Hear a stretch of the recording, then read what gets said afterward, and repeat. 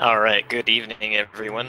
Welcome to another match of the Link to the Past No Major Glitches tournament. Tonight we have Maniacal versus TGH.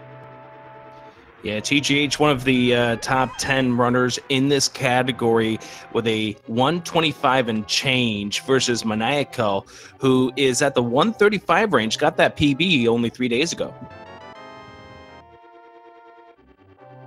Yeah, these guys are from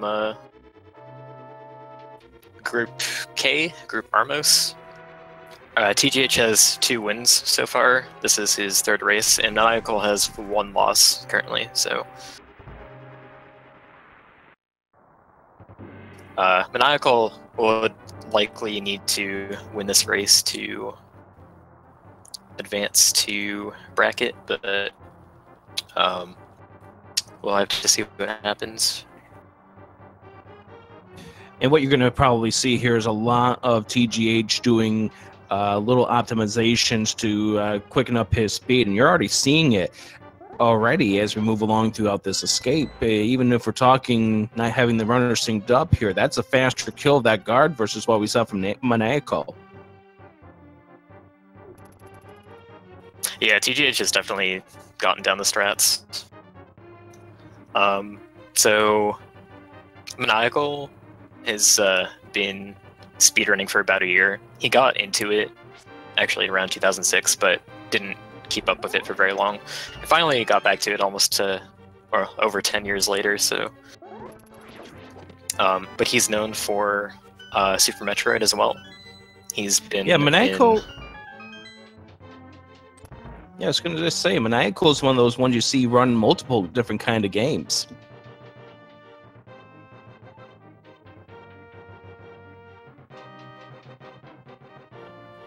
He was in the Super Metroid Randomizer tournament last year, as well as the Link to the Past secondary tournament for Randomizer in the fall.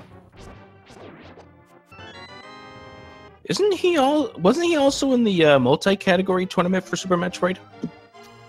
Yeah, he was. So he's definitely pretty knowledgeable about both of these games. Says he hasn't had quite as much time to brush up on A Link to the Past because of putting so much time into SM lately.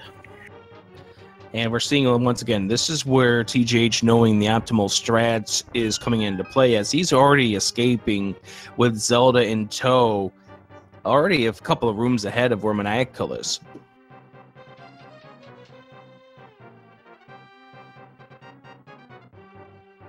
A lot of this has to do with the moving around faster with the wall pumping and the faster diagonal strats and things like that you see with these runners pulled off. Yeah, you can see tiny little things add up over the course of the run. It's not just pumping, but it's also things like you see Maniacal might nudge corners more often, which will cost him frames, things like that.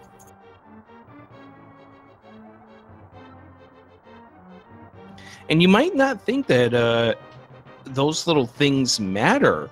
Like, you're talking just a few frames here, a few frames there. Well, you're seeing the addition of those frames right now as TGH already getting ready to push the throne while Maniacal is just heading up the stairs.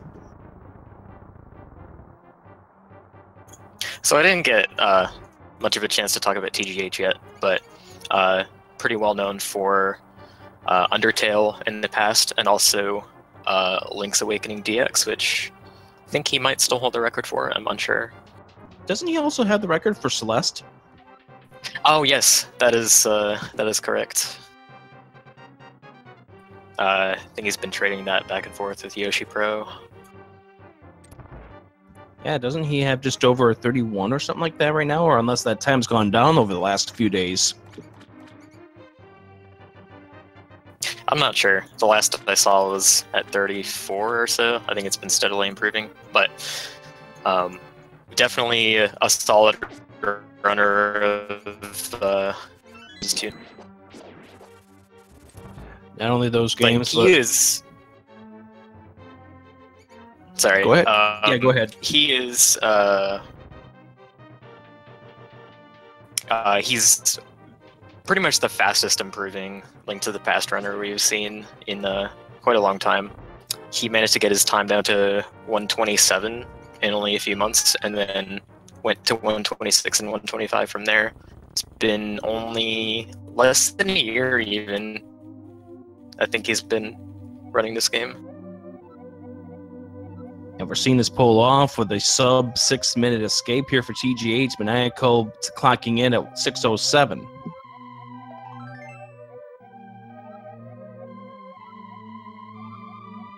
And TGH uses those strats that he's learned in execution. He also does it in the Link to the Past randomizer, which he's in that big, gigantic tournament as well. So you see TGH, he's going to pull off these strats, and he's going to show off that why he is amongst the top 10 in this category.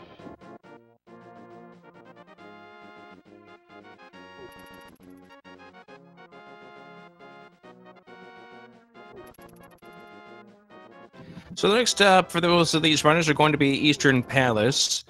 We're going to go grab the bow from there and take care of some business and make our run go a little bit faster after that here.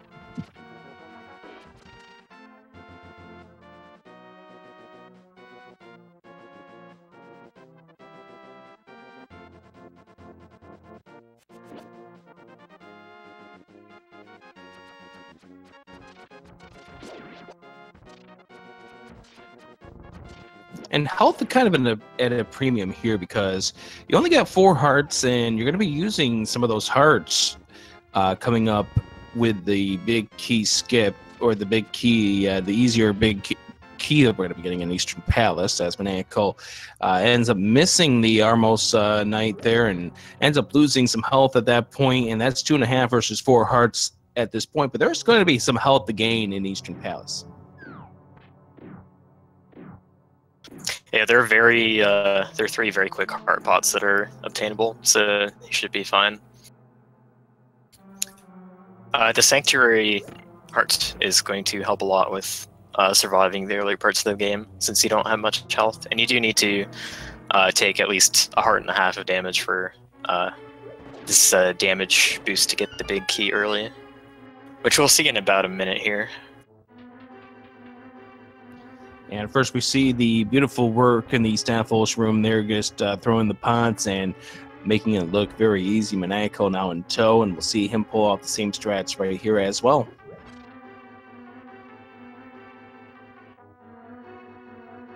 And grabs the heart with the boomerang, and therefore he's back up to full health. And again, you know, these guys, these runners, the health is not of a major concern, but they want to try to make sure that they maintain their health as they move along these dungeons here.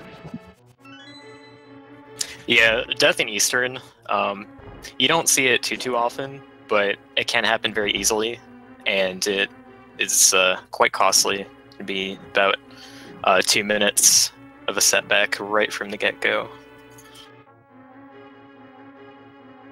A lot of these things deal 1 heart of damage too, so the anti-fairies, the Igors, those will do 1 heart.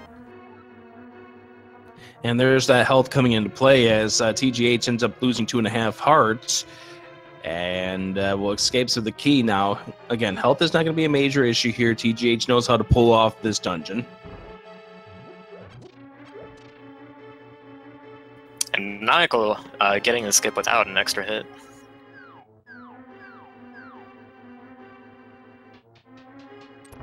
So I'm not certain about both of these runners here. I know TGH is probably going to do it with no safeties. What about Maniacal? Does Maniacal still do any safeties? I honestly do not remember. I would imagine he picks up powder. I'm pretty sure he does not do gold sword and silvers. That particular safety is falling out of fashion. Yeah, when you get to that 135 range, you're pretty much down to powder at that point as far as the safety is concerned. He might, some people around this range still get 1 bottle in that, maybe. If they end up doing that, they're going to do that before they go to Thieves Town. And here we go against the Armos Knights, and that is going to be a quick kill on those. And TGH done with these turn, going to be probably stepping out of here about what, the 150 mark, the 1050 mark. Ooh, Maniacal accidentally shooting his second arrow left, or his final arrow left for the final Igor. Not connecting with the hit, having to wait for him to wake up again.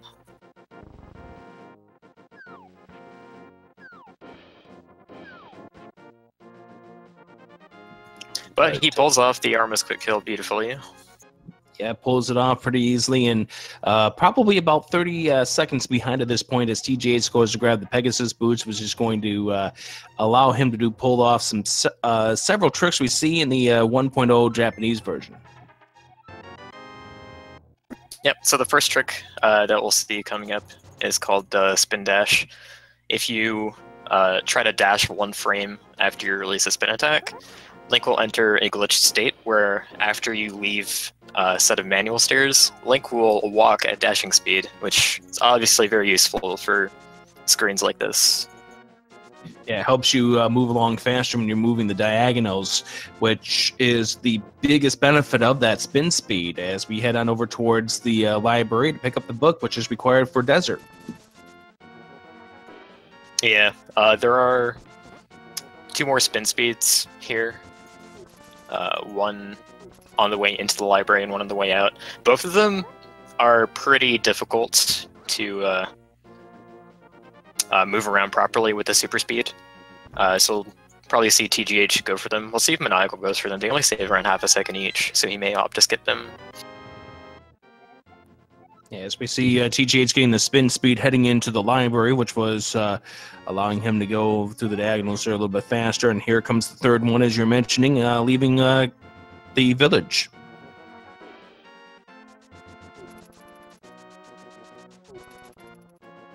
So the spin speed on the way is kind of interesting. It looks like Maniacal is going for that one. You charge up the sword walking diagonally on the screen prior because all you have to do is release the spin and do the spin dash on the screen that you intend to use the super speed on. It doesn't really matter anything what happens before that screen. And it looks like he does get the second one. I don't think he got it in a way such as it saved him time. But it's always nice to get practice in for doing it. And TGH getting the quick move here over towards the Desert Palace. Those cacti, you know where they are. You can avoid them all the time. So Maniacal had a bit of an issue with the blue guard in front of Link's house. You kind of... so normally when you dash, you want to maximize your time that you spend dashing on slopes because that moves you diagonally faster than you would going in both cardinal directions. On that blue guard, you actually want to avoid the slope because you're likely to get hit by the blue guard during your slope dash. He didn't go far enough right, so he got hit.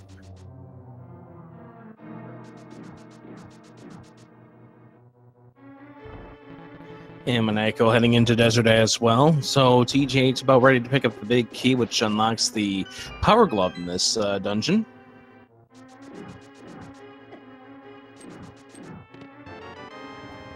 All right, and we saw TGH do a poke dash on the first antlion, which gets you through it a bit faster. It's a little bit tricky. Maniacal opting to kill it with a spin attack instead. If you mess up that poke dash, you can fail to kill the antlion and get sucked into its sand whirlpool, which will lose you some time. So you notice TGH is grabbing arrows. That's because, well, arrows are going to make things a little faster when we come up to the next boss.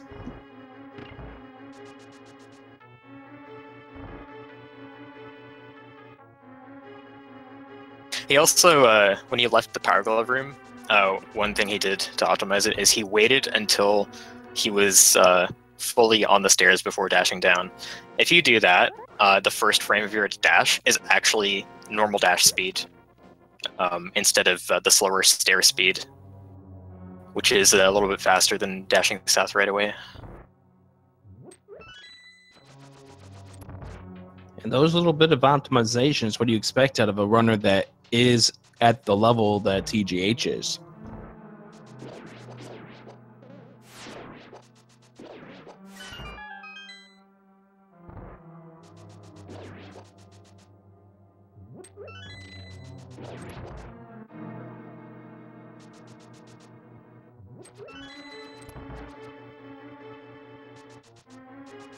Even optimizing how far you're dashing before you stop, those kind of things come into play. Wow, Maniacal actually attempted this spin speed coming out of Desert, which is, he didn't get it, but it's a pretty risky one to go for because when you're in the glitch state, the game thinks that you're dashing, so anytime you touch a ledge, you instantly hop off, which could cause them to have had to redo the entire first part of the dungeon. TGH going into Land Molus right now. This is a pretty difficult fight to do with the equipment that you have at this point. The fastest way to kill Land Molus is by shooting arrows. They do twice the damage of a fighter's sword slash. Yeah, that's solid right there. I wasn't exactly counting, but that's looked like either a 3-cycle or a very fast 4-cycle. Optimal is 2, but you're going to see that very rarely. It's really difficult to execute, and also depends on the randomness of where the worms pop out. They'll always start in static locations on the first round, but they will move in random directions, and in later rounds they move in random directions and random starting spots. So it's going to make it difficult to deal with. The direction they move also matters for how easy it is to hit them. So like if one's moving directly up, you can it'll move in a straight line, and you'll be able to shoot up and track it easily. If one's moving down, you have to kind of follow it as it moves to the side. Yeah, Maniacal's having a rough time against these Lamoli and losing a lot of arrows here, and TGH is able to pull out the fake flippers and get out of there without any problems. We've seen some issues with fake flippers in this tournament already. Yeah, for sure. It can be scary. So the fake flippers is another one of those exclusive Japanese 1.0 only glitches, and it is achieved by jumping into water and hitting a screen transition within 1 frame of jumping in. The game... I was going to point out, Maniacal's going to have to be forgets careful. To check. Oh yeah, you're right. He's down to half a heart. That was pretty scary. Yeah, he got it done, but wow, that was scary. This is a lot tenser than Maniacal wanted to. Had a real rough time with the arrows. I probably know exactly what Maniacal's going to be training after he's done with this run. It's going to be those arrow strats. And it's a tough thing to do, definitely, especially if you're not used to how the timing on the arrows. Yeah, and you could just have bad days on this fight too. Like, it happens to pretty much everyone, I'd say. But it's one of the hardest fights in the game to be consistent at, and it's one of the biggest deciders for how good your light world is for most people. So Maniacal now coming across the fake flippers once again. The big issue here with fake flippers and why we're concerned as these runners go into it is the fact that if they get hit by anything, bad things can happen. Yeah, so when you get hit during swimming, the game rechecks whether you have flippers or not, and if you don't, then it'll do the normal you drowned and we want to return you to land kind of routine. But if you have moved to a different screen, the game doesn't know where to put you, so it ends up putting you somewhere out of bounds, and it's very easy to trigger a soft lock, basically a permanent screen scroll that not be able to do anything. Other Blues and John Curls knows exactly how that feels when we had one of those races have to be a do-over because of it. Thankfully, both of these runners done with the fake flippers without any issues. The next time they jump into the water, they will have flippers. Yeah, and that won't be for a good half hour or so. TGH used boomerang dash to hit the crystal switch while he was inside the blue blocks. They formed up, and when the blocks raise while you're inside them, you get constantly refreshing invincibility frames. So all you had to do was wait there for all the tiles to break. Didn't have to worry about a thing. Boulders weren't playing nice with the Maniacal as he's down to 2.5 hearts at this stage, as TGH now climbing up the Tower of Hair after grabbing the big key.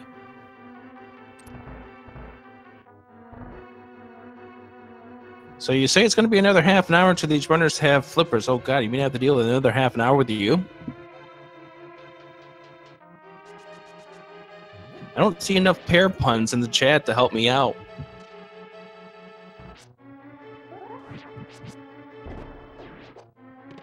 I think there will be at least a pair of them before the night is over. Perfect, that's what I expect from you. Bomb jump there complete from TGH to grab the Moon Pearl.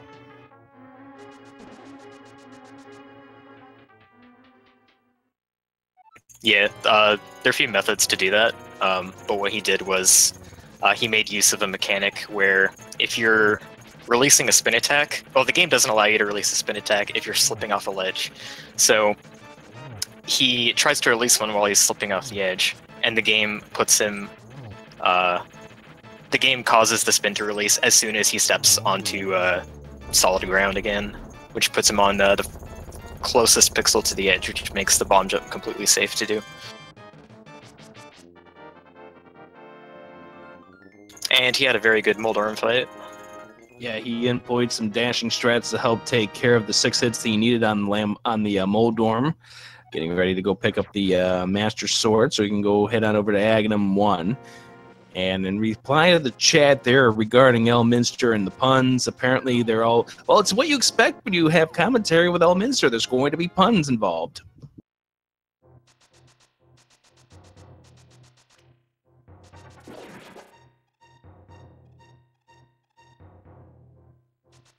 I then had to question whether or not Elminster is actually okay if he doesn't pull off a pair pun.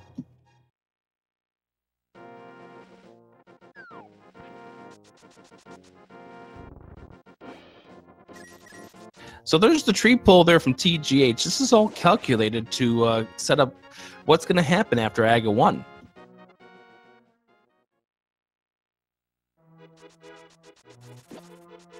Yeah, so the way these trees work are kind of oddly specific. There are 3 different tiers of prizes. Tier 1 is green rupees, Tier 2 is blue rupees, Tier 3 is red rupees. We want Tier 3 pull to get reds, but the conditions for that are you need to kill at least 4 enemies and not have taken damage since your last tree pull. So the first tree pull is just to set up that condition, because obviously we've taken damage throughout the run. And then the second one, which is going to be in the Lost Woods, we kill 4 enemies on the way to there, so that we will spawn the reds. That will be 80 rupees, which will hopefully put us at enough to pay off Kiki the monkey to open Palace of Darkness, which is 110 rupees.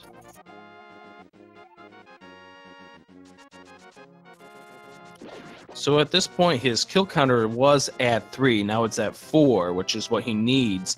So providing no damage, he can tug this tree, and now he'll get 4 red rupees, like there. As Maniacal faces off against Moldorm and gets pushed off the ledge, he has to do this fight all over again.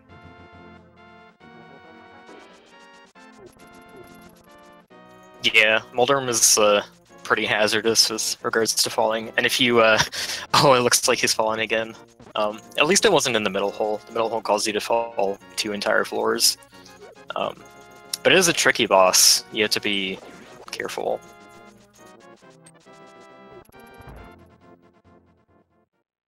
I'm a little too careful, a little too concernedly at this point. Down to the final hit. Can he get it this time? And Moldorm hovering around that middle hole. You don't want to try it there. Yeah, we get it this time. Moldorm is down. Maniacal will grab this red pendant. Will be able to grab the Master Sword.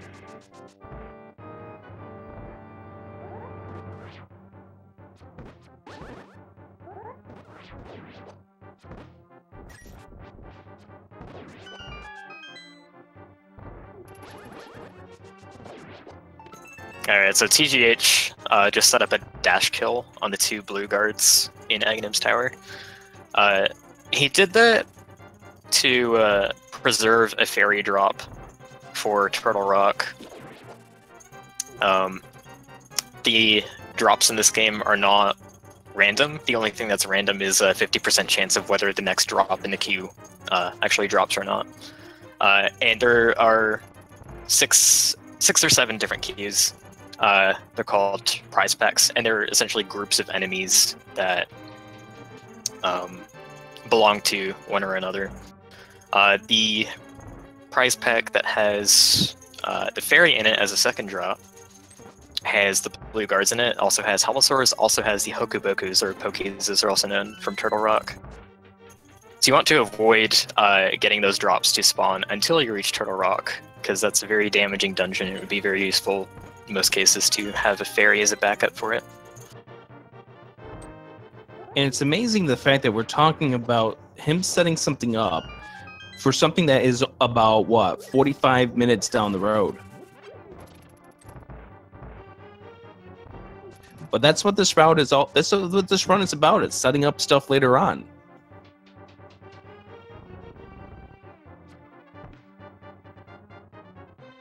Yeah, it's not too difficult to set up because there aren't too many enemies that you have to avoid killing, and the fairy is only the second drop in the pack. And it's not even always needed, but it definitely can save a run where things are going wrong in Turtle Rock. So Maniacal picks up the Master Sword. TGH about ready to go up against Aghanim. How many blue balls do you think Aghanim's going to deal TGH this run? I'm going to go with 5. I'm going to go one less than that and go to 4. So the way this works is that Aghanim's going to always throw an orb at this point here. What he does on stages 2, 3, and 4 will always be randomized whether or not he throws a blue ball like that or an orb. So if you're keeping count, that is 2 blue balls at this point. Stage 5 is always going to be... Ooh, that's 3. Stage 5 is always going to be lightning, and at that point, you don't want to be in the middle of the room.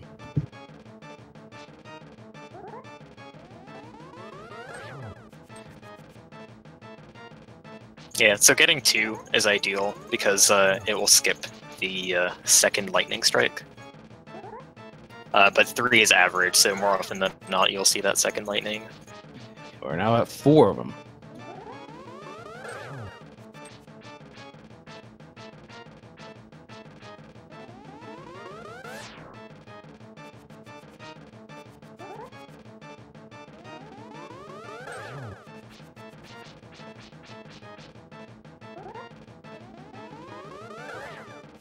Take that 5. That's it. If you entered 5, you are correct on this guessing game. As TGH finishes on with the Aga 1 fight and is getting ready to head on over to the Dark World, 128 rupees in hand. Maniacal did get the tree pulls that he needed as well, sitting at 137 rupees. The only thing with him is no arrows, but he's going to be able to get some in the Palace of Darkness.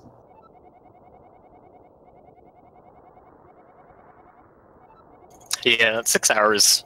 6 arrows really isn't too bad here, but Maniacal with 0 will have to take some of these rooms with the guards slower. He will pick up 5 in the Circle of Pots room, but he won't have any to use on the red guards prior to that.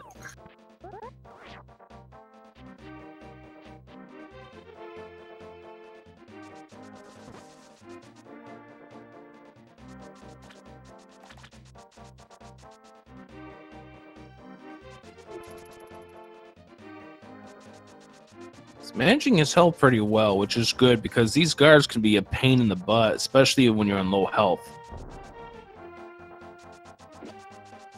Yeah, Agatara is pretty straightforward, but if things go wrong, they can snowball to a point where dying is definitely a possibility. And because it's a straight climb up, it's one of the worst places in the game to die.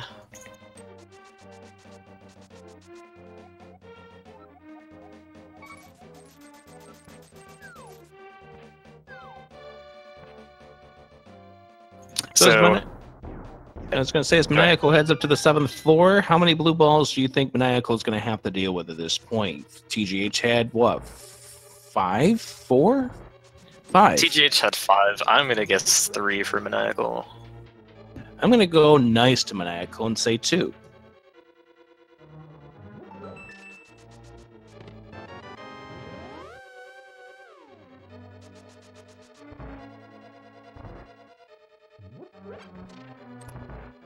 Alright, TGH entering Palace of Darkness. He's going to go to... he's going to basically go to a key, mirror, go to the next key, mirror, and then go get the big key and mirror again. The routing for this dungeon just works out in a very modular way. And also, as he's mirroring to the front, he'll be picking up these bomb pods over and over and accruing bombs, which will set him up for the rest of the run.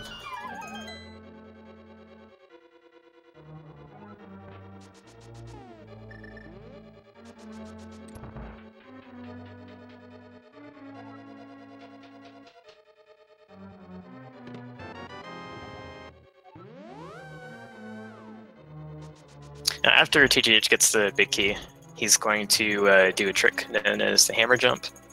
He's going to go to the crumbling bridge next to the dark maze that you'd normally have to navigate. And what you have to do there is you have to lay a bomb in a pixel-perfect position on the y-axis, and then stand Link in a different pixel-perfect position on the y-axis.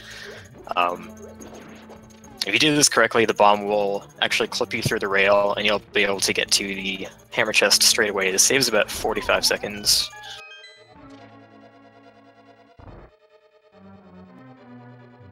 By the way, in our guessing game for Maniacal, he actually got one short of what I guessed, and he got only 1 blue ball.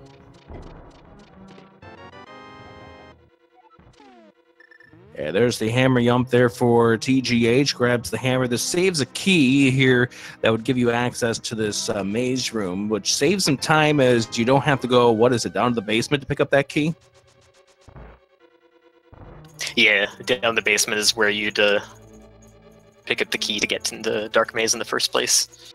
And he did get that second try. He had a bit of trouble getting to the right pixel for Link the first time. But it's a simple reset of the room, which will make for an easy retry.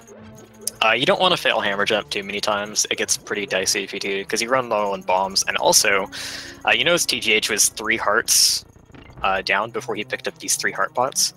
These 3 heart pots are really good because they will put you back to full health.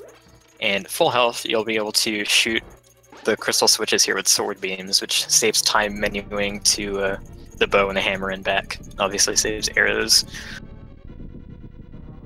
Yeah, here in this upcoming basement is where the big menu time save comes into play, as you don't have to worry about switching back to something else besides the hammer.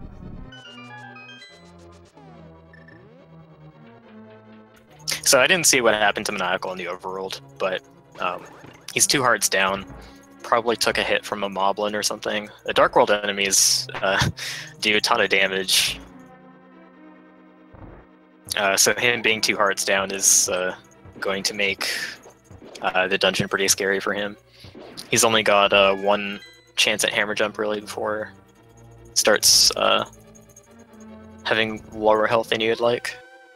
Also TGH, having a bit of trouble cleaning up Turtle Room, accidentally poked one of the turtles with Master Sword, which is bad for 2 reasons. One is you lose your sword charge instead of spinning, and the other is it does less damage than a slash.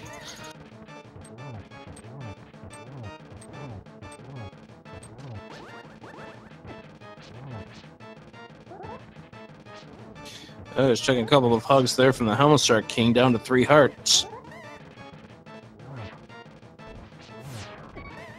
Down to 1 heart. Can't take any more bops. But gets him tackled.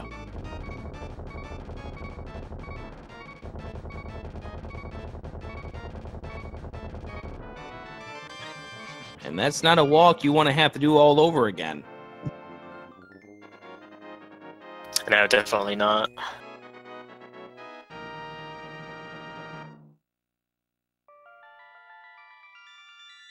So if you're following the suggested route of this game, the next stop they want you to go to is over to the Swamp Palace, but that's not where these runners will go.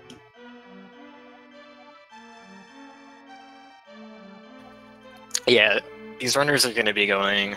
They're going to be picking up the shovel and the flute on the way to Thieves Town.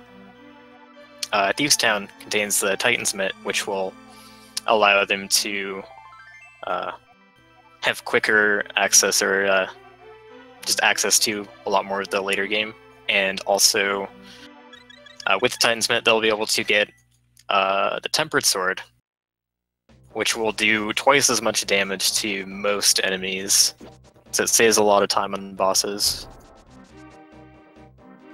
I do want to point out that Maniacal did get the hammer jump on the very first try, so he's able to replenish his life in the 3 hearts in the pots. Oh, that's awesome.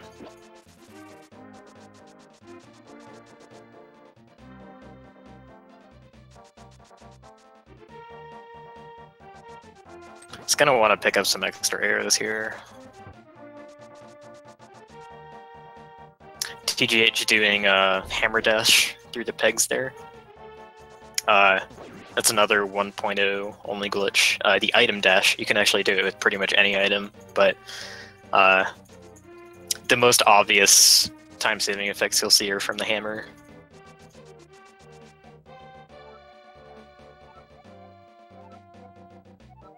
So we talked to Stumpy here. He will give us the shovel, which we'll dig up for the flute. And then it's heading on over towards Kakariko Village. The only time we really see Kakariko Village in this game.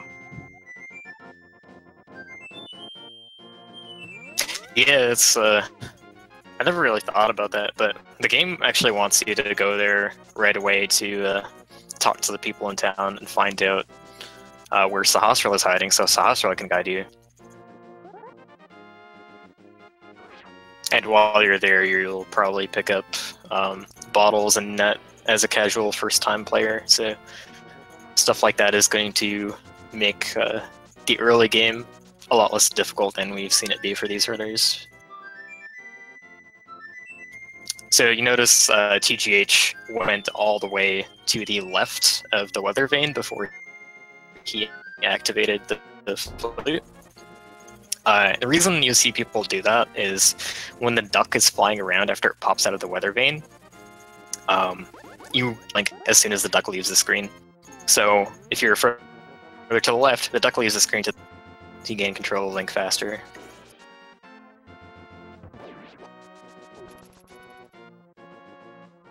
And meanwhile, over on Maniacal's side, we saw a beautiful Humasar King kill.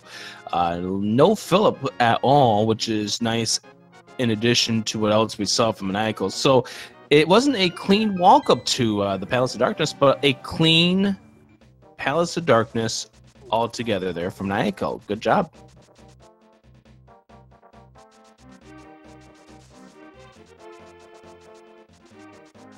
Yeah, if you're going in the dungeon with fewer hearts, it's nice to have the actual dungeon itself go well.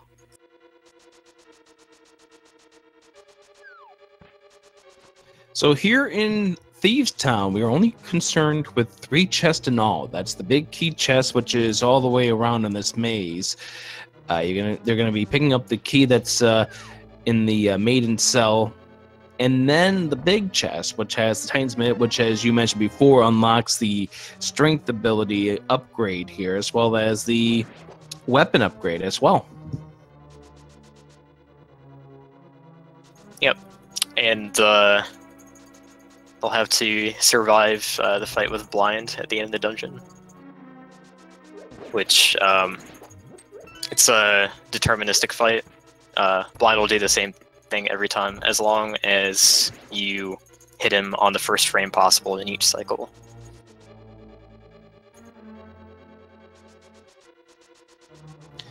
And can we get the God Pixel? Yes, TGH gets the God Pixel.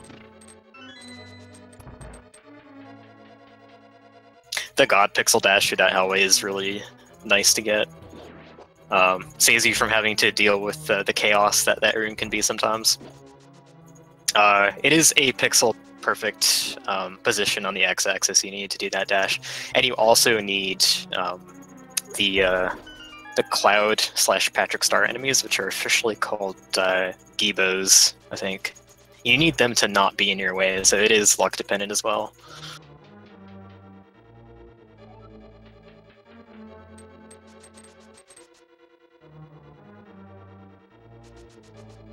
TGH thought he's bombed open the floor at the top of the dungeon. That lets the light in, so that when he goes to take the maiden to the boss room, it will actually transform into blind.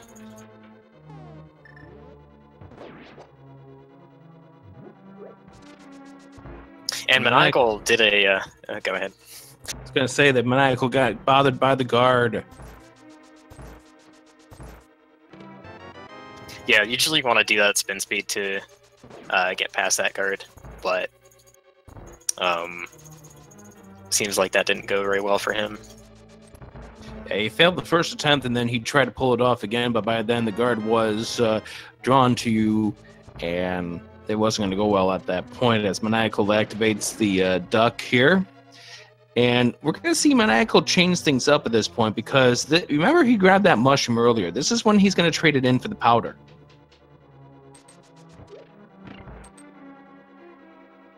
Yeah, and I believe in this case, since he's not actually floating away, it might not benefit him to walk to the west of the weather vane, because if you're skipping powder, that's a movement you have to do anyways towards the Lost Woods to get to the warp.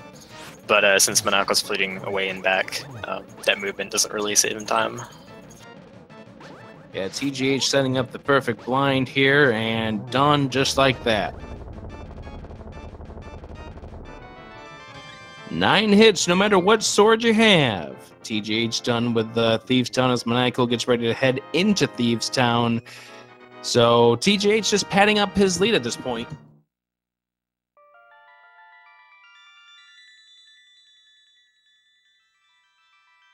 Yeah, and TGH actually managed to keep his hearts up all the way through the dungeon, so actually had sword beams for blind, which you don't see too often.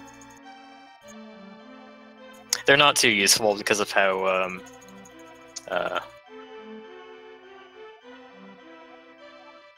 straightforward the fight is if you do it properly, but it's notable he didn't take damage. We'll see how Maniacal does. Yeah, Maniacal heading into Thieves Town already down a heart. As before we free the breadsmith, TGH is going to go grab some rupees here from the bombable hut. That's because he wants to have 500 plus rupees for what he's about to do in a little while.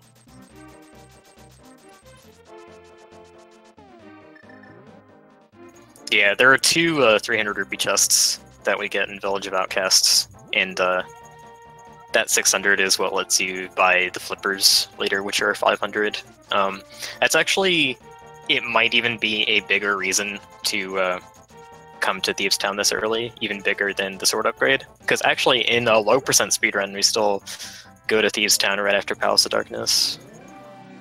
So the sword's definitely not the only thing that we want from here.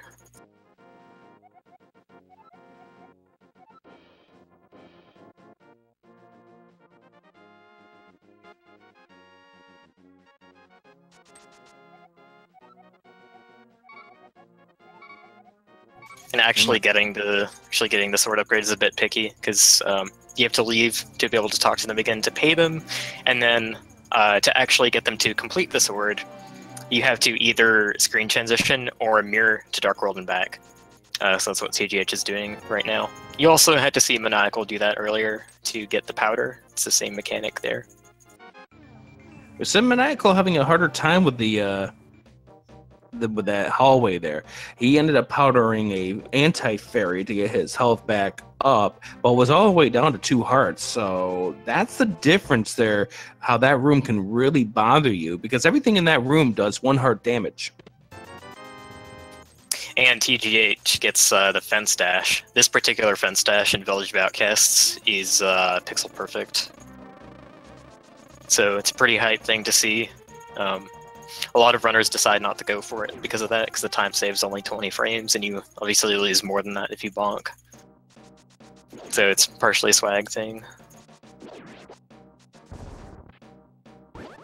Oh, the bad luck there with the skull forming.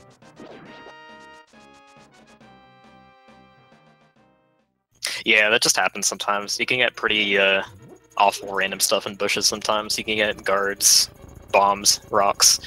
I have had a rock spawn dashing on the way back to the right, and had the bonk knock me directly into Europa, costing me 2 hearts. So this overworld is pretty dangerous. And this would be even worse if we're talking about an actual PB attempt versus an actual race. He did pretty well with that mummy room, though. That Gibda room could be scary. So he's doing the same spin slash kind of setup to reach the edge of the pit as he did in Tower of Hera. And falling into the pit not only is faster to exit the dungeon, since it puts you right at the entrance, but the invincibility frames you get from it also let you walk through the Ropa in the overworld. But he's only got 4 hearts, which is can be pretty dicey in this dungeon, so hopefully we don't see a death from TGH. Maniacal heading into the blind fight right now, so let's see if he can pull that off smoothly. Yeah, this moth is one of the many reasons why you want to have the tempered sword going in, because it's a painful fight without it.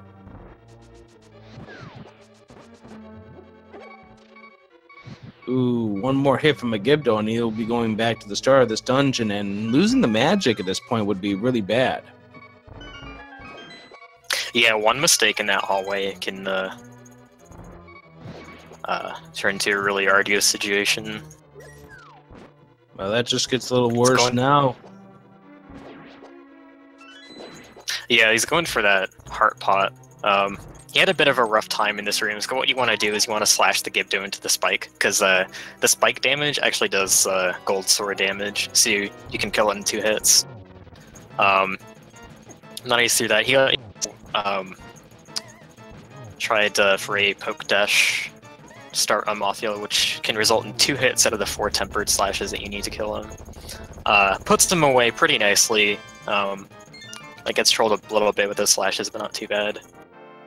Yeah, he had a nice rebound there from Mothula as he got him off the right-hand side that allowed him to at least get some hits on him, and that allowed him to complete the fight without too much of a problem. So he's done with the Skull Woods. Time for him to mop up the stuff on the northeast corner.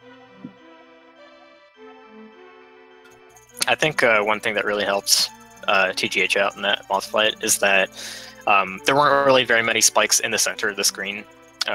Those can be difficult to dodge, and also Moth is kind of buggy, so if you slash Moth into a spike, the spike cancels out your sword damage. And Moth is coded to be immune to spikes, which means that your damage gets canceled out with 0 damage, so it can take a lot more than 4 slashes because of that. You mean a bug fight is buggy? Apparently.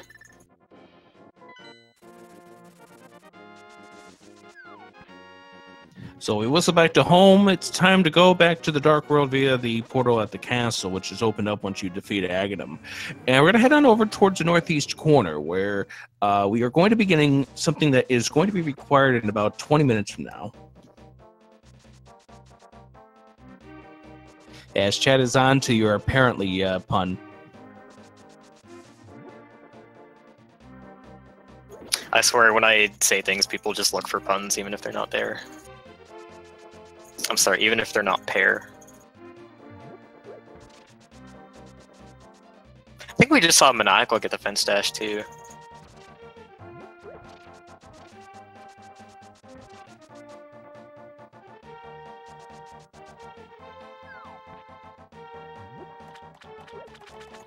So the sword upgrade is a time save, at least the tempered sword upgrade. We won't see these runners get the gold sword, but the tempered sword, it does take a bit of time to get it. But one interesting thing about it is that a low percent run, a good low percent run that does not get tempered sword, will enter the Ganon fight faster than an any percent run that does get it, and you lose all of that time and then some on the Ganon fight. Yeah, 52 spins is no joking matter.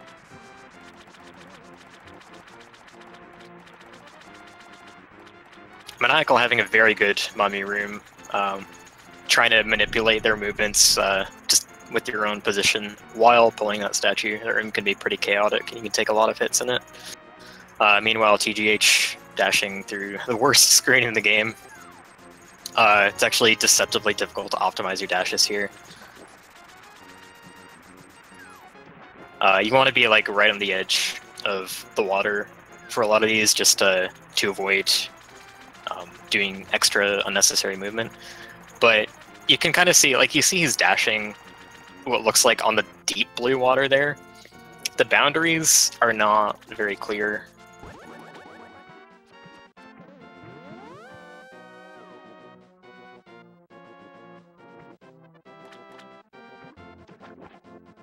And now TGH is going to be heading into Ice Palace, where we're going to see the most impactful bomb jump in the route. Described by a lot of people as the one bomb jump you absolutely need to learn. Yeah, because if you don't do this bomb jump, it's a long and painful trip through this dungeon. And this is a puzzle how this dungeon is set up by the designers, because you'd have to go down, back up, and then down if you wanted to complete this dungeon properly. Yeah, this bomb jump actually accomplishes a very simple thing. It lets you get to the boss area with the blue pegs down instead of the red pegs. Which is something that you'd have to, like Rick said, take multiple loops throughout the dungeon to get correctly if you did not do this bomb jump. It's also going to kill both of these skeleton knights right here. He only stunned the bottom one, but Maniacal cleaning up Moth there. Yeah, solid fight there from Maniacal against Moth, though. That was a very, very fast kill right there, and TGH using his last bomb here on this Ice Palace bomb jump. Gets it done to perfection. Oh, so that last bomb, he's supposed to have another bomb here, and it's very fortunate that he managed to pull this off, because he lost a bomb failing hammer jump once.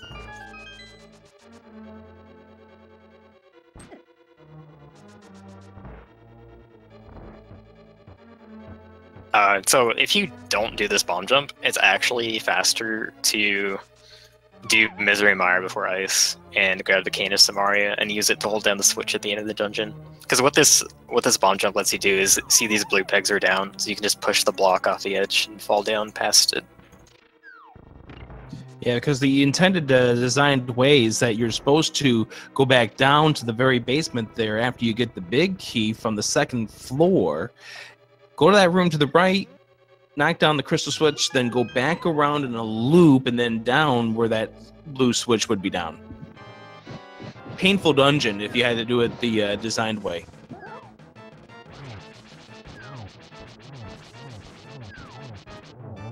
Alright, TGH just going for simple slashes on Cold Stare. Probably the safest strat. Gets it no problem. We really want to keep those 3 puffs in the corner. They do 4 hearts of damage each.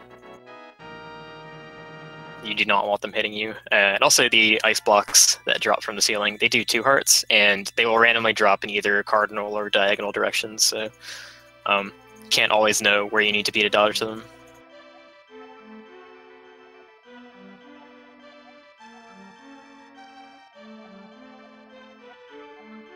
And all that is timing. It's learning how, at what point do you start to do the swing to get him into the corner so you can get some easy whacks on him over there. By the way, one thing we didn't point out is that bonk you see by Maniacal and what you saw from TGH earlier, that is intentional, the bonk into the wall while you're waiting for the quake to pop up. Yeah, so what that does is it puts the camera at a specific position to induce what's called a quick warp, which is a really weird quirk in the game engine. If you're on specific X pixels, it will actually cut out 34 frames of the warp animation, which is a little over half a second. That one's absolutely free to set up. So this works on, so you see TGH entering this warp. He's entering it like on the left side of it when it doesn't seem like it'd be optimal movement to do so. He's setting up another quick warp there. And these are just things that runners have documented and memorized over the years. He's going to try and stand in a certain spot to do one in front of Swamp, which looks... Okay, he got that one. The Swamp, the one outside of Swamp is kind of hard because you don't have a perfect lineup for it. Can't really do it rushing against the wall, you have to eyeball the visual cue. But yeah, 2 X pixels out of every 8 will cause a quick warp, and I don't think anyone really knows why the game does that.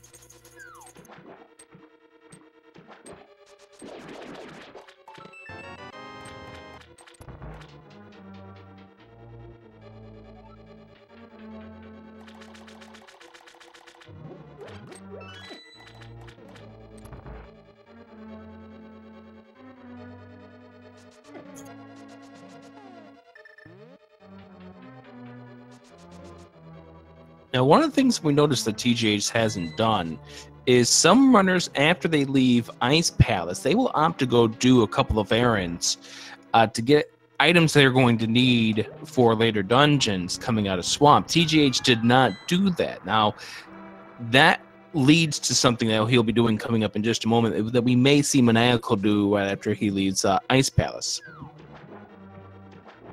Oh yeah, so we might see Maniacal go and get Ether Medallion from Death Mountain, and possibly also the Ice Rod before heading into Swamp himself. You need to get the Ether Medallion to enter Misery Mire, and Ether Medallion being a top Death Mountain is a lot of risk to take damage from boulders. So some runners opt to go get it before Swamp, even though it's slightly slower to do so. Just because, like, if you're damaged going into Mire, that can affect your ability to use Sword Beams for the second Wizrobe room, which will slow you down in that room. You want as many hearts as possible to tank the boss, etc. Yeah, you want the Sword Beams in that room, because that room, if you don't have the Sword Beams, that room slows down a lot, and you're going to be waiting out of several cycles of the Wizrobes if you're very unlucky. It is possible to quick kill the Wizrobe cycle in that room without Sword Beams. Requires liberal use of the Fire Rod, and I think it's more difficult to pull off. So you definitely want to keep those hearts up.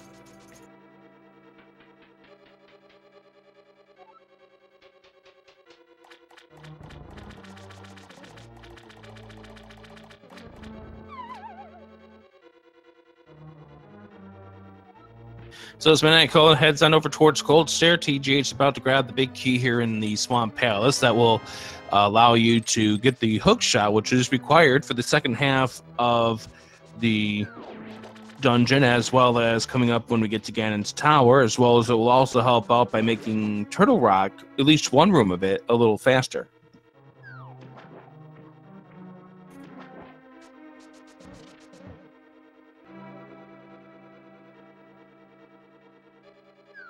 Yeah, the hookshot is just generally a pretty nice item to have. Also allows for a much easier method of getting super speed. If you do an item dash with the hookshot, then Michael having a rough Cold Stir fight. He needs to not get hit again. I think he's okay at this point, though. No, he's not. No, he's not. Well, that is huge right there. That's unfortunate for Maniacal ending up taking a death to Cold Stare. He didn't get him into the corner, so he couldn't get the quick kill on him. The pups ended up escaping. And the other bad thing about taking the death, he's got no magic, and he needs magic for that first room of Ice Palace. Yeah, so we're actually seeing him pull out the flute straight away.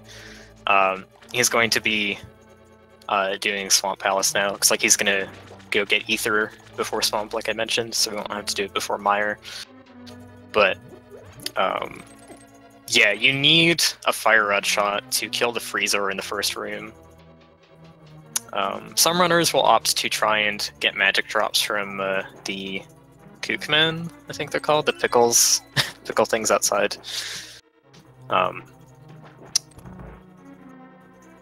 But I think it really is safest to just abandon Ice for now, do Swamp, come back later when you have that full magic bar from killing Argus, which TGH is doing right now, going for the quick kill, which lets you skip the fanning out of the puffballs phase done correctly, which didn't quite manage to do that. Just a little too late for it, but solid effort there. Nonetheless, uses the 2 Fire Rod shots plus the spinning of the Tempered Sword to knock him down. Maniacal going to pick up the Ice Rod. And so TGH still has to do that. He's got to go pick up the Ether. He's got to go pick up the Ice Rod. He's going to be doing that now once he's done with Swamp.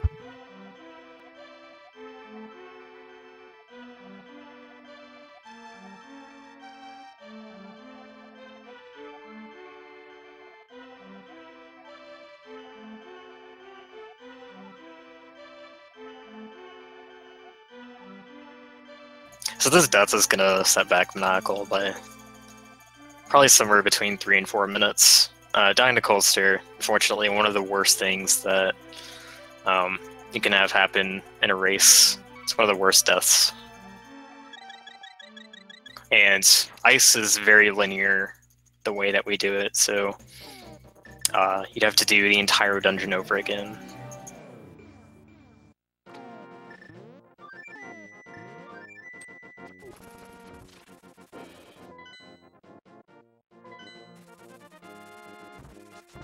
And because bosses or clearing dungeons will refresh your magic, it is right now time for Maniacal to go ahead and go into Swamp. Makes sense. That way, once you're done with here, you can go back into Ice or you can go into Misery Mire. At some point, we'll have to go back into Ice to finish off Cold Stairs. TGH goes and picks up the Ether. Got through damageless, going to deal with those cabbages. Those cabbages are not nice. No, they are not. It's really easy to end up in situations where you just can't do anything to avoid them. I actually think the game is really rude near the start in your first trip, because on the text box where you get the mirror, it's possible that a boulder will be on top of you as you gain control and you won't be able to avoid it.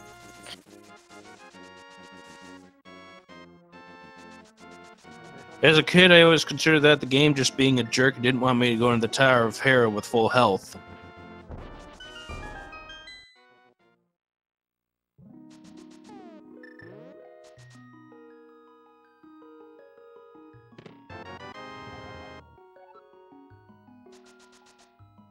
Alright, TGH getting the Ice Rod, he's finished his errands, and now he's going to go straight to Mire.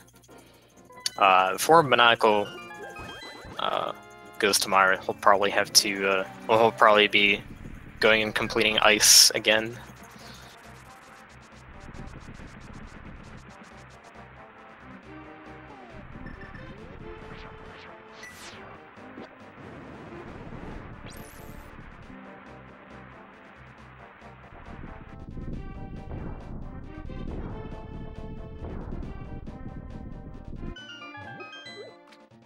And TGH is giving us the bird toss as it goes into Misery Mire. Maniacal down to 4 hearts at this point. Now, the good thing about Swamp is that at various points, this dungeon is kind and gives you heart drops, but you can't be taking damage like this. I think Maniacal may be a little on edge after losing that fight against Cold Stare.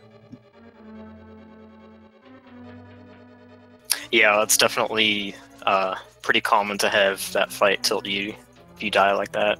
It's such a huge blow to your run, especially when it was a run that was going well.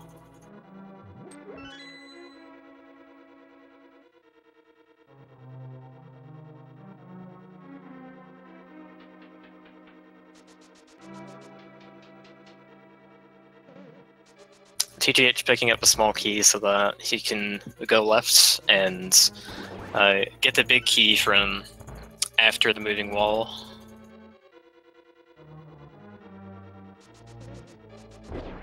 All this so you can pull out the treasure of this dungeon, which is required for you to get to Vitreous, as well as get you through Turtle Rock coming up. So you want to conserve your hearts as much as possible in Mire. He got a bit trolled by that bomb slug, which actually laid a bomb directly in his dash path. That's still better than getting hit by the slug itself, because the slug will do 4 hearts of damage, which is just devastating at this point. Yeah, go ahead. I was gonna say, I had one of them hit me once, and it was not a pleasant finish there. I had a few colorful words to say for that bomb slug.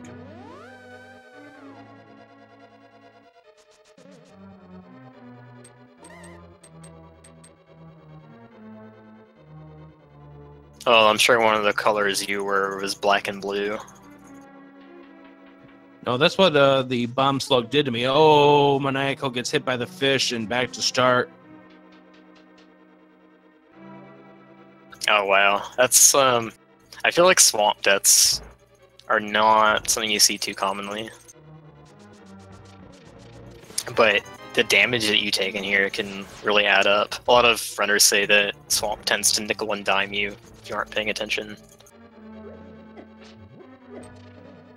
And this right here is why you want to have the hearts, because you're taking damage walking through these spikes. You don't have any protection against the spikes, because at this point the game's kind of expecting you to walk in with some sort of protection, like the cape or the cane of Burna.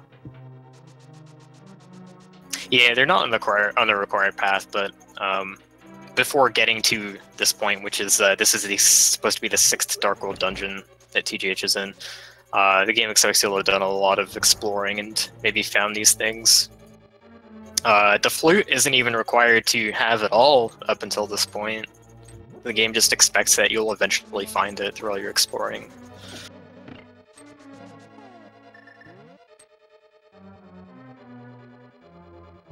Yeah, as well as expects you to go pull out that big chest that was in Ice Palace, which has the blue mail in it, and at that point your health would be improving.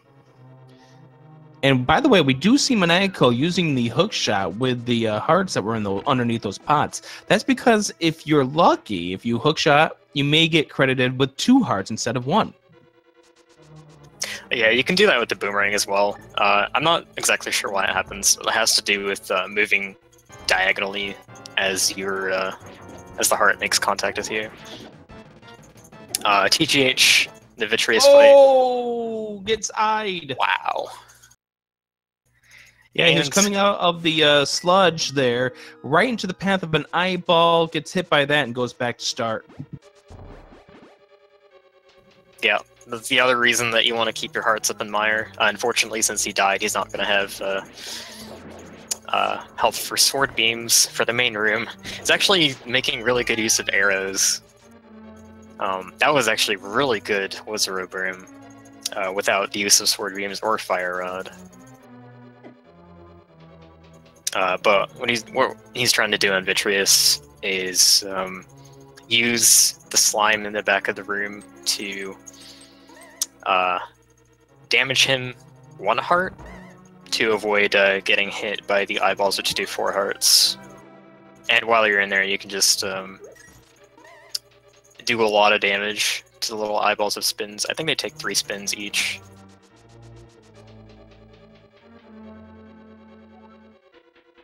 His death does cost around 2 minutes.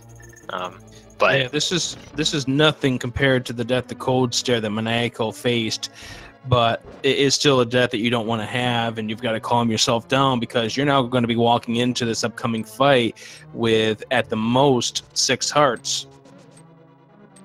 yeah, he actually only has 5 at this point, so and he doesn't have the powder like Maniacal does. So if Maniacal ends up in this kind of situation, he would be pretty much fine because he could just powder the Anti-Fairy, heal himself. But TGH is going to have to do this fight with 5 hearts. The strat for this, it's called WQVD, because WQ is the one who came up with it. But this strat consumes 4 hearts, so he'll just barely be alive. I'm interested to see if he goes for the same strat again, or if he takes anything safer. Already down to 2 hearts at this point, down to 1, and dies again.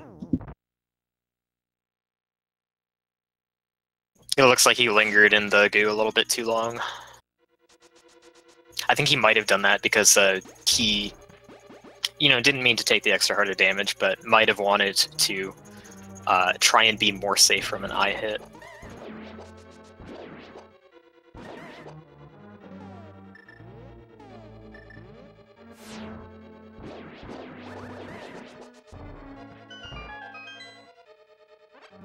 And yeah, wisely picking up the heart this time around to make sure that he's got a little extra health for round 3 against Vitreous.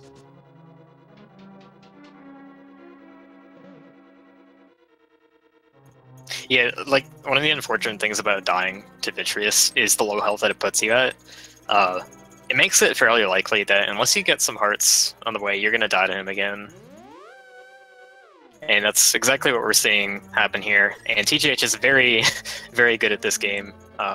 So this is proof that this kind of stuff can affect pretty much anyone. Exactly, and we're seeing one of the better runners in this game struggling against Vitreous, and we know that he's going to be able to bounce back. He'll be able to complete this at some point. This is hard for you to sit through and with the controller in hand to try to rebound, and you've got to calm those nerves down. How you calm those nerves down will make the difference. It may not make a difference in this run here because he's still in the lead over Maniacal, who still's got to get into Misery Mire, grab the Cadence Samaria, and then go up against Vitreous. But this could come into play in a much tougher matchup, especially when we get to the brackets of this tournament. Yeah, for sure. And it actually could have had a much bigger impact in this match if Maniacal hadn't had his Death to Cold Stare. They'd be very, very close right now.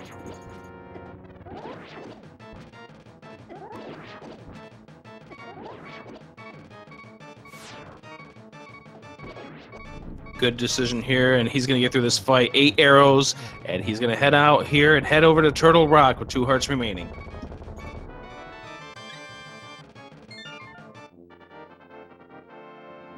So he went for a very slightly safer fight there this time. Didn't quite get all the way in there for, I think, the 3rd spin. You see Maniacal going to powder the Anti-Fairy 1 room north of the switch to put him at full health to help set things up for the second fight, the refight against Cold Stare for Maniacal. Can round 2 go Maniacal's way? I think he's got this. I mean, he can take 3 hearts. Even if he misses the initial spin, a lot would have to go wrong for him to die again.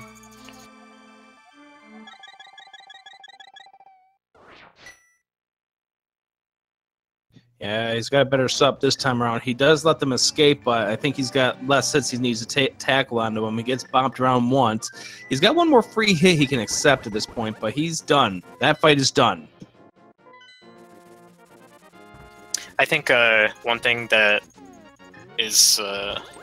helps Cold Stare consistency a lot that newer runners aren't as aware of is if you release your initial spin as early as possible, That means when it makes contact with Coldster, you can start moving Link again as early as possible, which helps a lot with keeping them in the corner.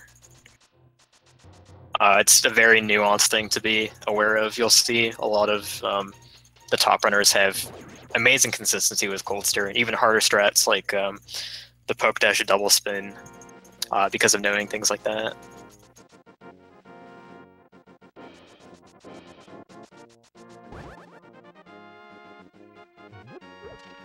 So TGH is about ready to head into Turtle Rock, as Maniacal will be heading into Misery Mire next. So TGH is ahead by 1 dungeon at this point.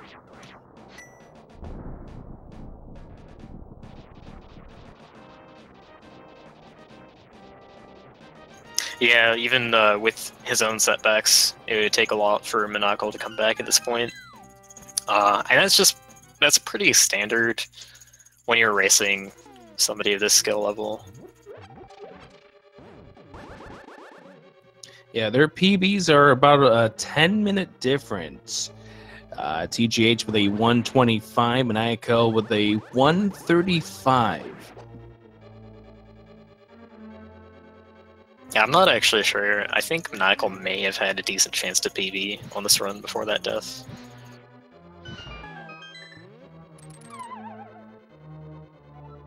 And TGH making use of the hook shot to just to get off the Samaria platform faster instead of having to ride it the whole way around.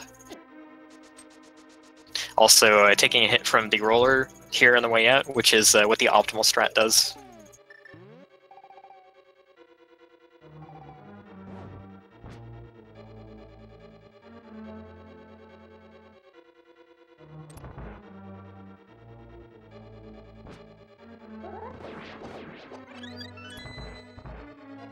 And he gets the fairy that we mentioned about 50 minutes ago.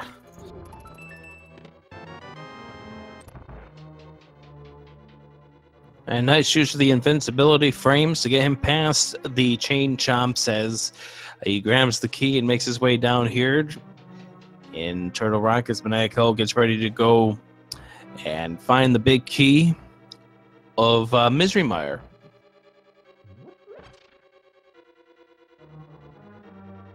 TGH getting some extra arrows. He's going to need quite a few in Ganon's Tower. He'll need 18 to do the Armos refight. And he'll need 8 for the 2 Mimic Rooms.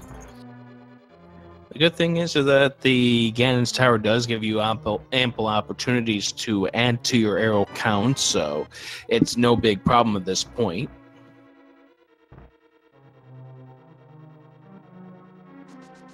Yeah, the 5 in Turtle Rock is nice though, because it loses less time than some of your options in Ganon's Tower.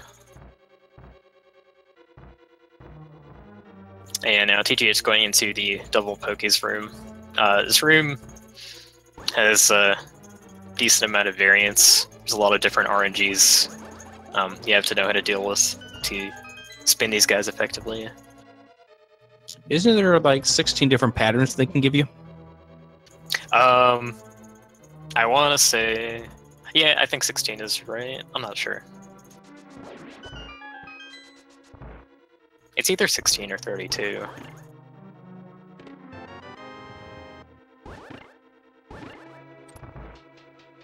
And TGH having sword beams actually helps him squeeze past the roller a cycle earlier.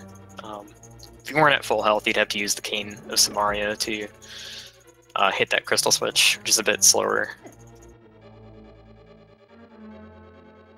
Maniacal heading towards Vitreous with only 6 hearts. He's gonna get a 7th from this pot.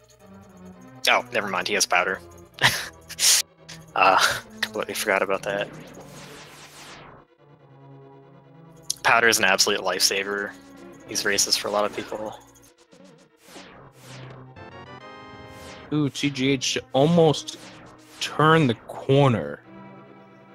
Almost turned the corner so he wouldn't get bopped by the laser, but missed the turn and therefore ended up taking 4 hearts of damage at that point. Good work here through this room and about ready to go up against Trinex.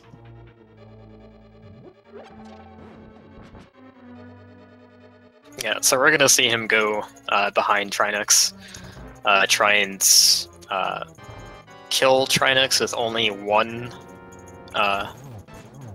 shootout from the main neck.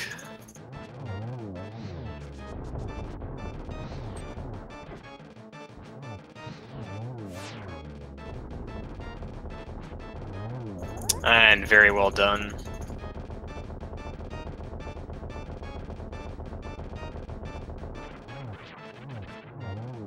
And very solid. Yeah, it gets the double spin into slash for the second phase as well. He did take a hit on the first phase, but that didn't push him away to where it ended up costing him a cycle. It did do 4 hearts of damage, but he was able to afford it. Actually, no, it did 1, I think. Looks like. And Maniacal is clean through Vitreous. And one of the things that somebody was asking in chat is, why do they start with the Firehead instead of starting with the Ice Head? That's because the Firehead's the first one that comes at you.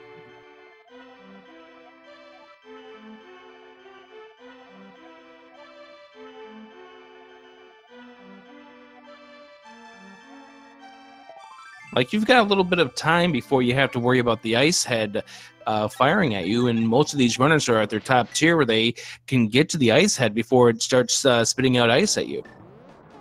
I think it's generally a good thing to try for as well. I think that people's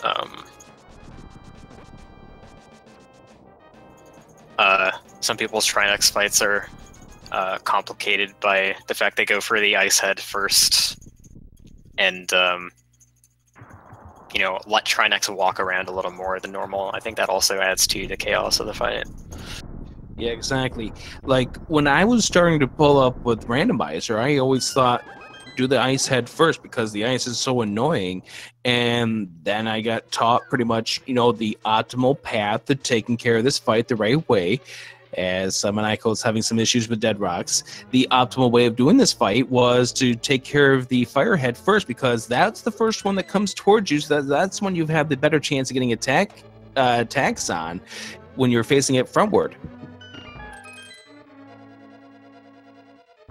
Yeah, the back door also helps too, because the slashes will knock you back towards the back wall instead of towards all the free space that you have that's in front of Trinex. So it'll let you get back to slashing the head faster.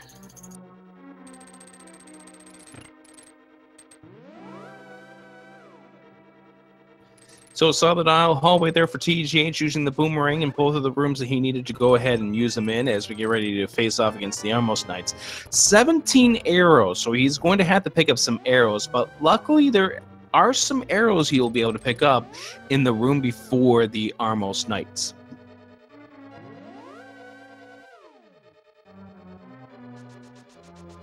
Yeah, he's actually going to get 5 arrows from this pot in the invisible bridge here.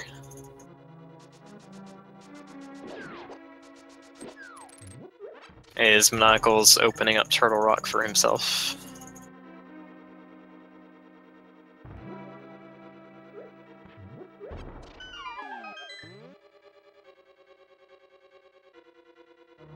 And if you pull out that bomb pretty much right away as you enter the room like TGH did, you'll have it explode and blow up the floor at a time where that anti-fury is not going to be in your way as you fall down.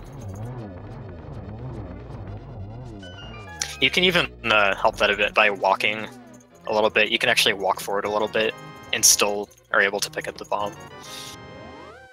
And so there we see TGH picking up the big key. He's also going to open up one of the chests behind it to pull up the 10 arrows. And that's once again because these mimics coming up. If you only went in with a 4, that is no room for error. You'd have to do these first 2 mimics. Only 4 arrows. They dropped 15 arrows total, actually, but you can't really depend on that.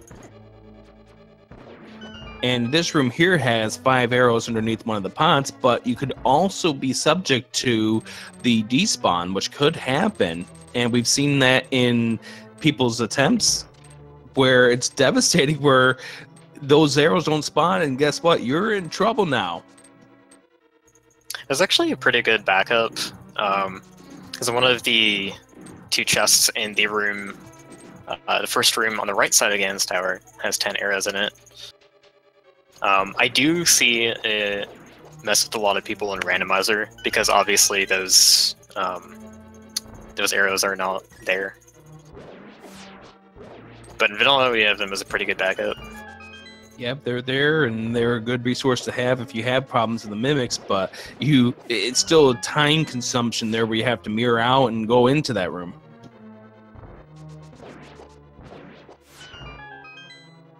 Maniacal choosing to blast that Pokey with the fire rod. That room got a little hectic for him. He would not have had time to get off a spin attack to kill it from where he was. Yeah, because by that point he's going to get bodied around by those skull heads, and those skull heads are very, very powerful. Yeah, pretty much everything in that room does 4 hearts. So the Pokies do 4 hearts. The laser eye on the door does 4 hearts, and Stalfus heads also do 4 hearts. Either way, you're screwed. Yeah, you really can't afford to get hit. Like, you're gonna get hit by the bunny beam, and that's gonna run out by the time you make it through the pipe maze after. But you want to make sure that it gets you at a time when you're not threatened by anything else. You want that Pokey already dead. Yeah, so that way you can collect the key, and therefore you could be on your way to actually pulling out the door open, and that way your time as bunny is being well used. Yeah, so TGH, hopefully he was being a bit careful there. Only had 3.5 hearts. One of those lasers hits would have killed him. They're not too hard to dodge, but things can always go wrong.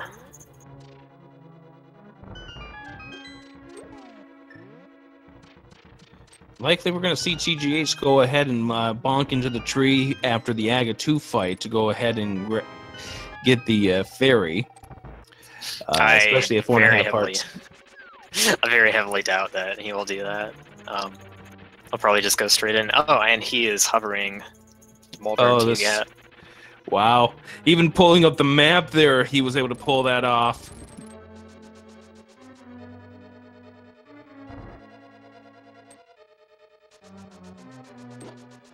Hovering is a pretty crazy trick. You have to, basically, you cannot fall in a pit while the game thinks you're starting up a dash. It takes 2 frames to fall in a pit after you release dash startup, so if you can only let go of dash for 1 frame at a time, then you can just actually hover across a gap.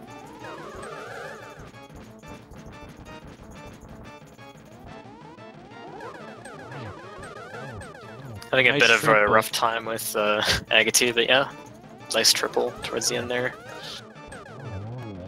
2.5 hearts remaining for TGH, going up against Ganon next as Maniacal faces off against the Trianax, finishes him off. Yeah, Maniacal got a bit of ice on the floor, but he did that second phase quick kill with no problems.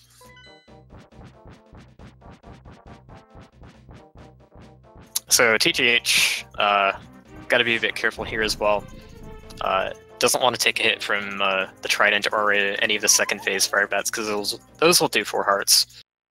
But these first 2 phases, he's going to want to get 12 slashes worth of damage in each, and he's going to want to get that damage in each in 1 cycle. So he does the first phase. Oh. Yeah, he's going to have to do this scan fight again here as he takes the bot by the bat to knock him dead. He was trying to set up inside the fire bat so he could do dash strats against the second stage of Ganon. Yeah, dying does actually refill his health a little bit, so now he can take a total of 2 hits. Gets that first cycle again, first phase again cleanly. Now he's doing what he's trying to do before. Yeah, now he's inside here. He's got perfect timing here. And he's going to go ahead and use the hook shot to get some invincibility frames. Or not, he doesn't need them. Nice dodging. Yeah, the way that you dodge the fire bats from inside the ring is pretty set. It's like, if you know the strat, it's pretty well choreographed. And very little on the Ganon warps, which is very nice to see here for TGH as we get ready to do 12 spins. And he times that torch glitch very well. So now he's lit the left torch before the right one has had a chance to go out. There's a glitch in most versions of the game where the right torch will actually never go out, which makes Phase 4 of the Ganon fight much more manageable. It's gonna be going for 3 spin attacks on each lighting of the torch here.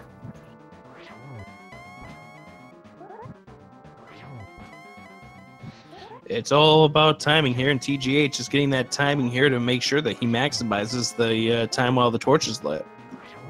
Because there you go. That's 12 hits, and Ganon is down, and TGH is going to be your winner. I think that was a perfect Phase 4, too. Yeah, that was, I think, 3 per.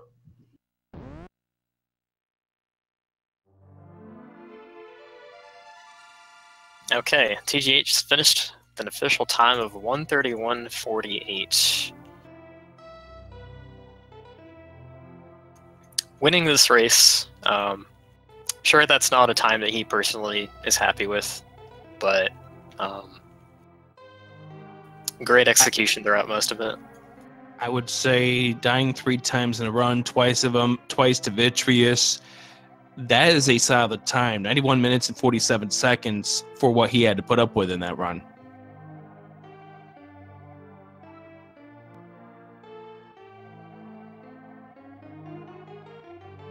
Alright, while Maniacal is about to start his Armos 2 fight, see if we can get TGH in for an interview. Bad setup there with the anti-fairy right over that top square. And the same story here.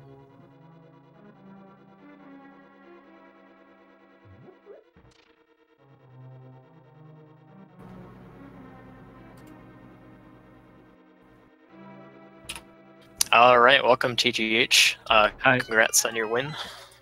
Thank you. I appreciate it. How do you feel about that run? That was one of the worst runs I've ever had, I can safely say, actually. Honestly, like, one of the worst feeling runs, like, relative to my skill level.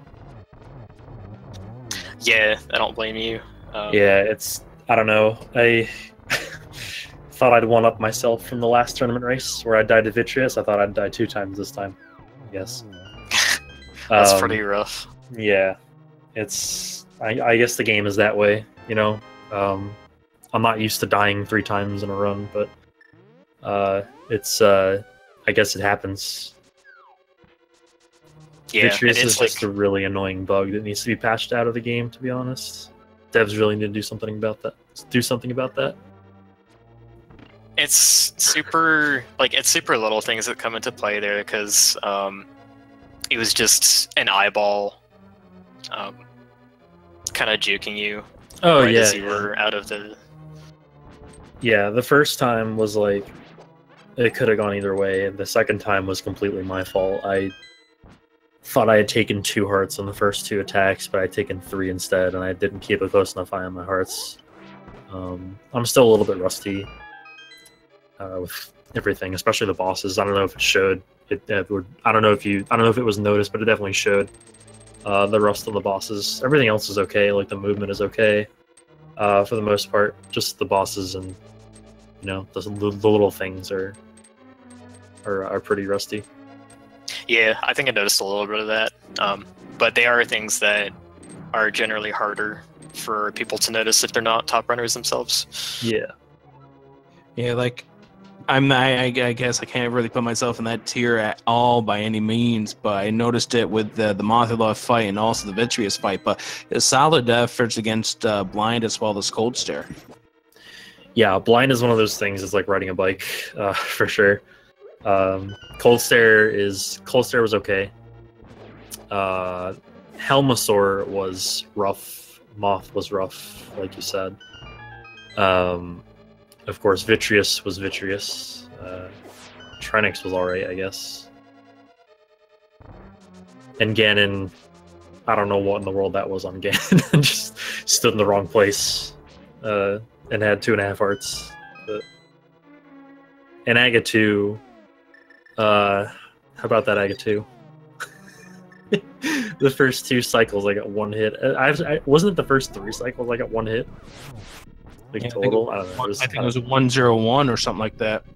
I thought it was 10032 or something like that. Yeah, that's what it was. Yeah. Right. So how are you feeling about your position in the bracket? Do you remember what your best time was? My first race was a 126. And I took a look at the list that they posted the other day. Apparently that was the 4th best time. Honestly, I don't think it really matters who I face. You know, I'm not really too concerned about it. I'm just looking to keep playing. Hopefully, next race I'll be a little bit more focused, and I'll be able to bang out an actual sub 130. Yeah, fair enough. Because when you're that low, like that low beyond sub 130, it feels bad when you don't get one in a run.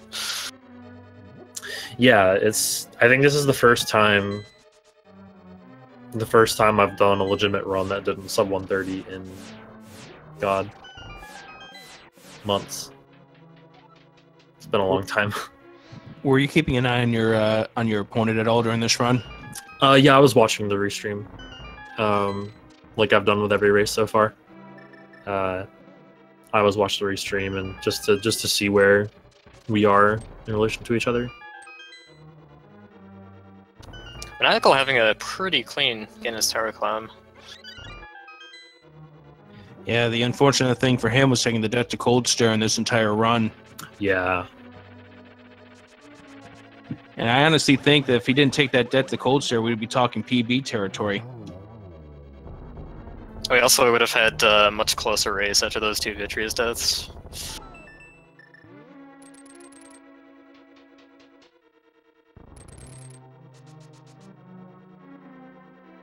Well, rest up and get yourself all set and ready to go for your next run. GG on this one, and good luck in the next. Thank you. Thanks very much, guys. And props for commentating. Thank you guys very much. Yeah, thanks for running.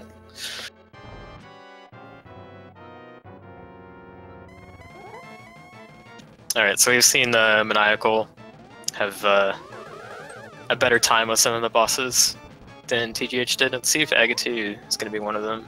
Starts off with a single right now, and it looks like it's just going to be another single, so 1-1 heading into phase 3. Did you see how fast that that ball went up, right? I swear, that was very abnormal. That's a double right there, so 1-1-1-2, I think. Missed on that.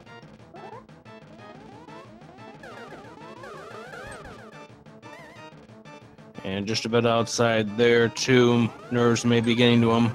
There's the 6th and final hit. As the fight starts to get rough, the longer it drags on, because the Aghanim clones start to become more and more distinct from the real one.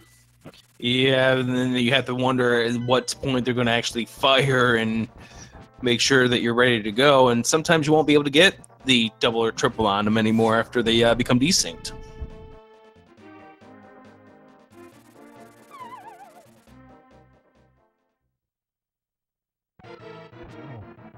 Okay, 11 hearts for Ganon, looking in a pretty good position. That's what Powder will do for you. Doesn't get the Trident spin, actually almost ricochets himself into the Trident, and actually got these, like, quick half warp. I don't really know what a good name for it is, but you can sometimes have it where if you're in the way of Ganon's teleport, after the first one, he'll still be facing down and only teleport halfway, and he won't really give you enough time or a good way to set up getting the one cycle for the second phase, unfortunately.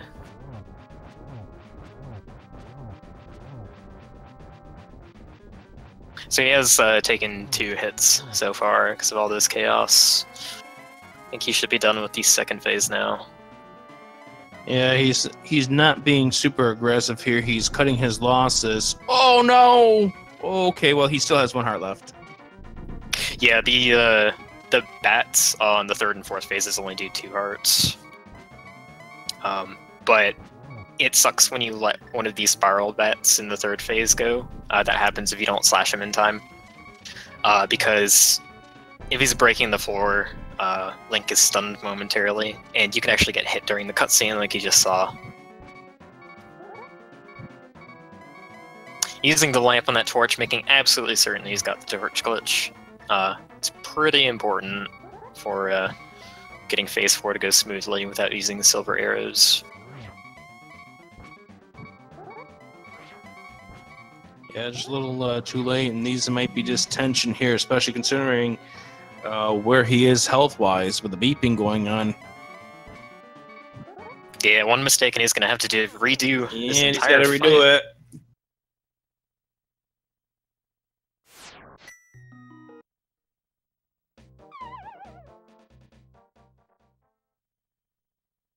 And that is a painful death take.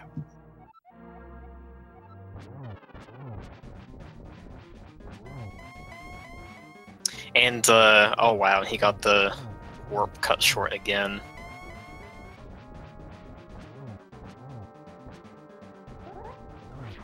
Got him in the perfect setup here, though. Yep. For sure.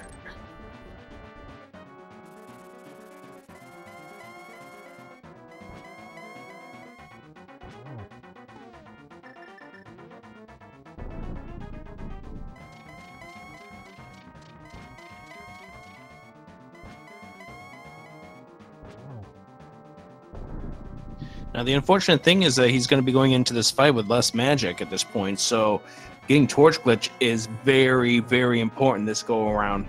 More so than the first time.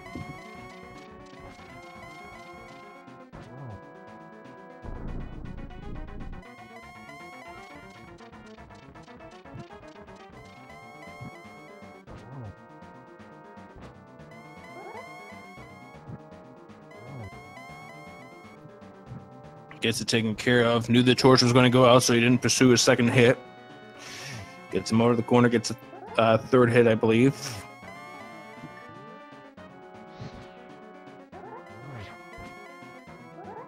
Nice timing on that. Getting more hits here on Ganon. That's a nice triple.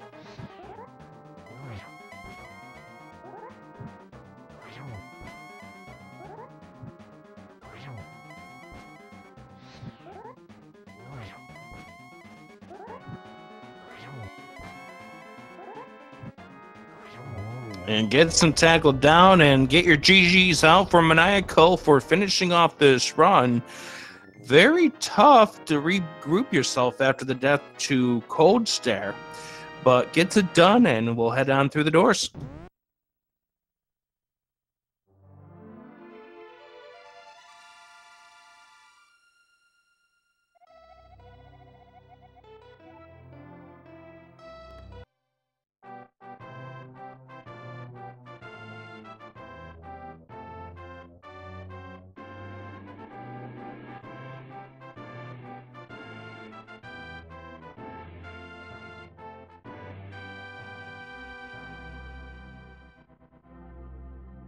So we'll see if we can't get Maniacal to come on in here for a discussion on this run.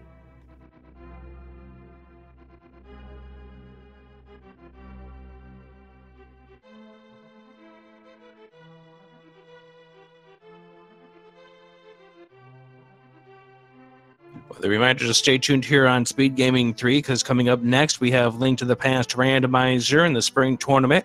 Chex Human versus Corito 5. That's coming up here beginning at 10 o'clock Eastern here on Speed Gaming 3.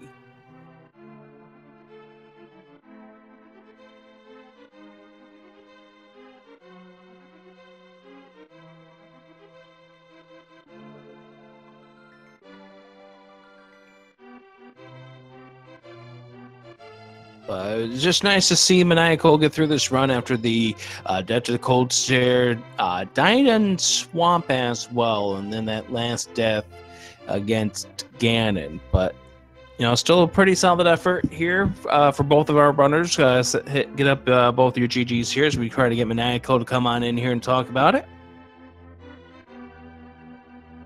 And we welcome Maniacal into the discussion. Actually, no, we don't.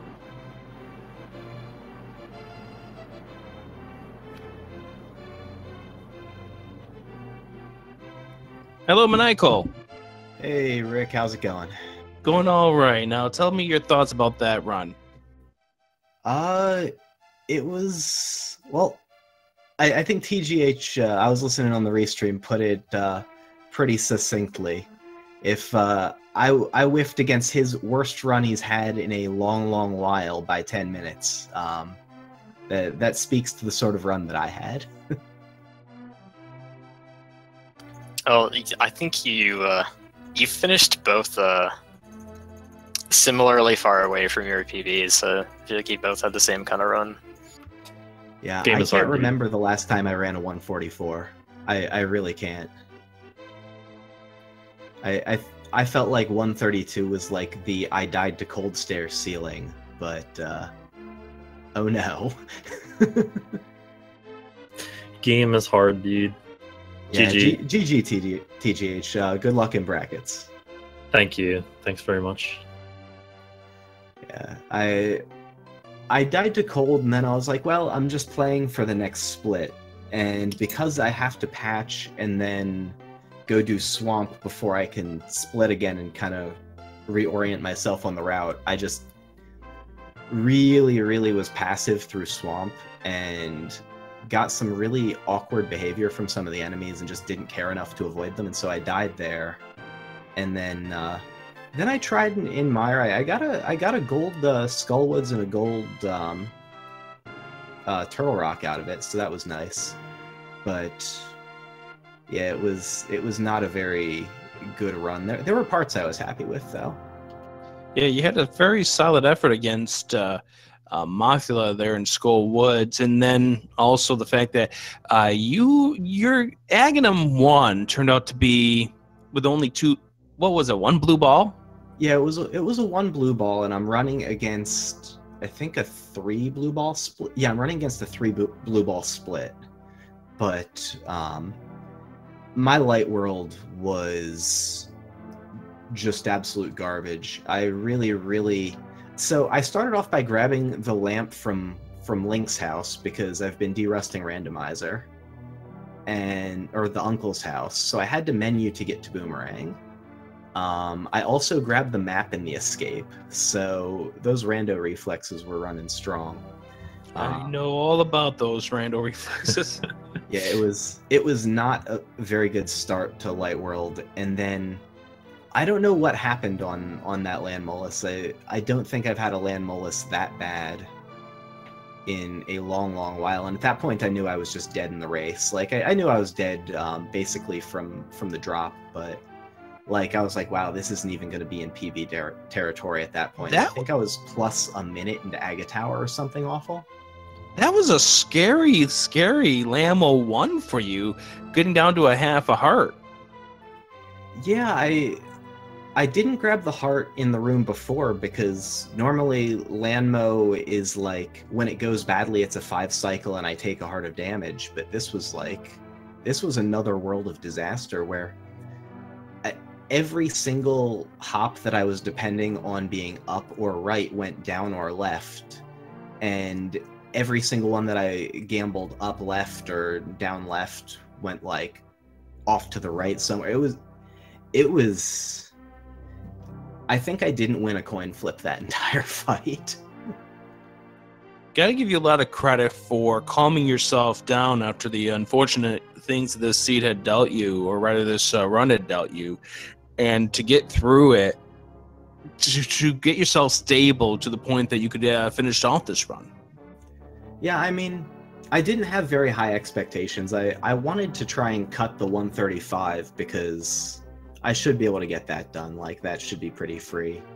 But instead, I just like especially once Ice Palace happened, where I beefed that. I messed up the beginning of the cold fight very badly, and it was entirely in my control, and I just didn't execute.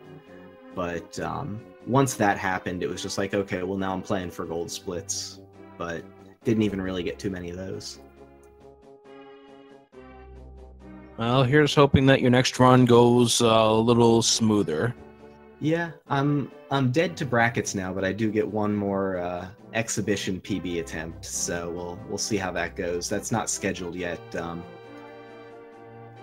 One of our group members wanted to schedule some later races, so I think that one's probably next week sometime.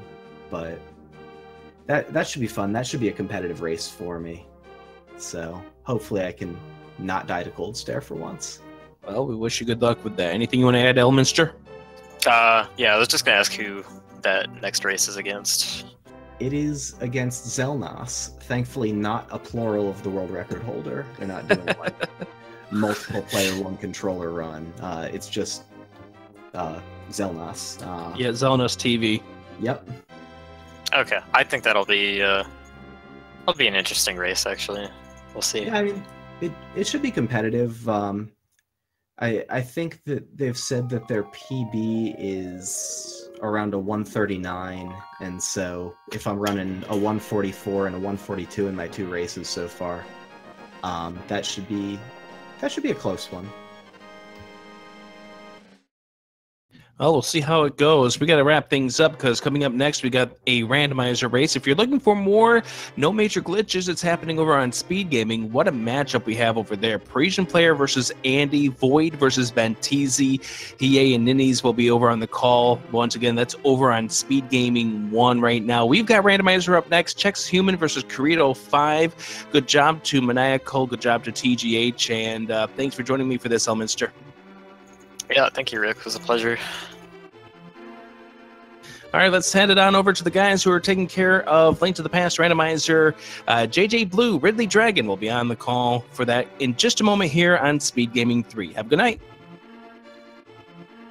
Good night.